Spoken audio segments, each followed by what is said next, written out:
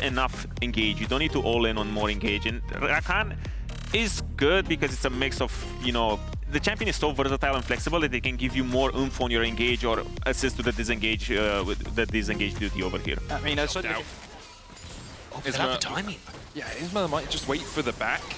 Targamas going in, immediately engaged onto Upset. The cleanse away, has used the flash as well, but the ignite is still ticking. Closer keeps Isma at bay, but there's the permafrost stun. Upset CC'd up with the slow as well, but they just can't get close enough to put the damage down. Rahel flashes for first blood. Targamas almost following Rahel, tanks another tower shot. Niski sneaking behind the back here. Vladdy has TP, might have to invest it to save his bot lane, but Niski with the grasping maw finds one. Targamas almost follows, but able to heal himself back up with a gleaming quill. TP invested by Vladdy. Dragon gonna be secured there for SK. Grubs are up.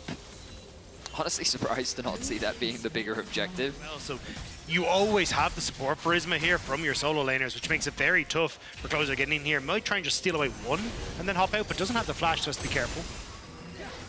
Targamas dashing away with the battle dance there to make sure that he didn't get caught by the shattering strike. Rahel already level 6 though, so always has the added threat of the true shot barrage or just the wave clear of it. Can join a fight on the top side with it. If something does a big in, but SK getting both the neutral objectives to start us off. Push through onto this bottom side, contest the red. Kana calls the Forge God, flashes away because otherwise Irrelevant could have stunned him immediately. Still they look for the dive, permafrost down on him. Isma tanking the tower well, and SK in a position, honestly, to contest Void Grubs after this as well, just but how quickly they've taken it. You can even see Irrelevant just poking his minutes into the game, and you already have 2 dragons alongside that.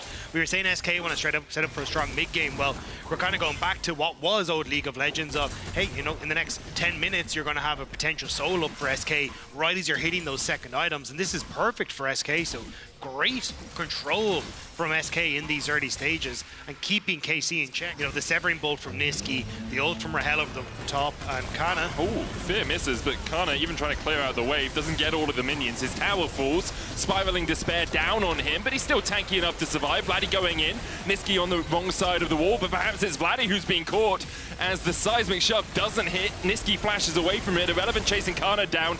Vladdy's already gonna go down. Upset takes a kill though. Irrelevant's able to get one in response as Kana falls. Upset flashing forward, misses the zap, but should still be able to kill off Isma. Can he get excited enough to dodge away from this? Luon goes in with a Magnet Storm, and Upset is left to the Wolves. SK find 3. That's where it fell apart for KC, and SK then, with those numbers coming through, were able to carry the fight over. Also, Targamas can back it up. Irrelevant's going to be the one charging in.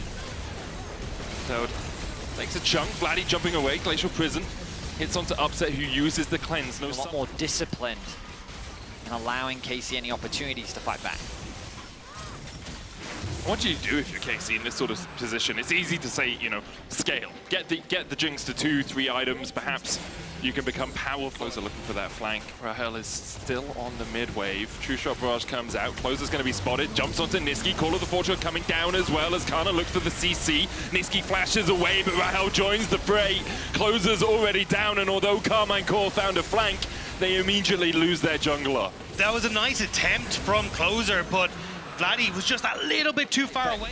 It's a great representation of how difficult these fights are going to become for KC. Is the idea there is good, maybe find an initial pick, but it's very difficult for Upset to follow up. Kana on the front line is in that previous Bring back a couple of the minions, but can't catch the cannon, so that will continue to wrestle away on this tower. Rahel tanks a couple of shots. Irrelevant in the mid lane. Pushed out bot now mid, gets the tier 2. Karmine Corp start to react to it, and we'll forfeit a tier 2 in the top lane as well.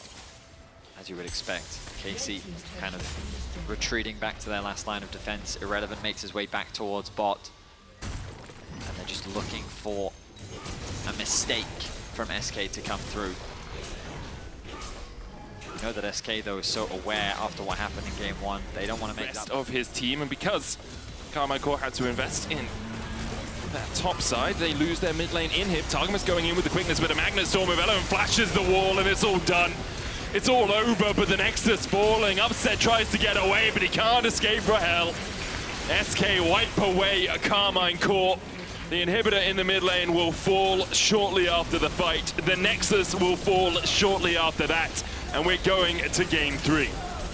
SK cleanly wipe off game one and say, no lads, we're not going over easy.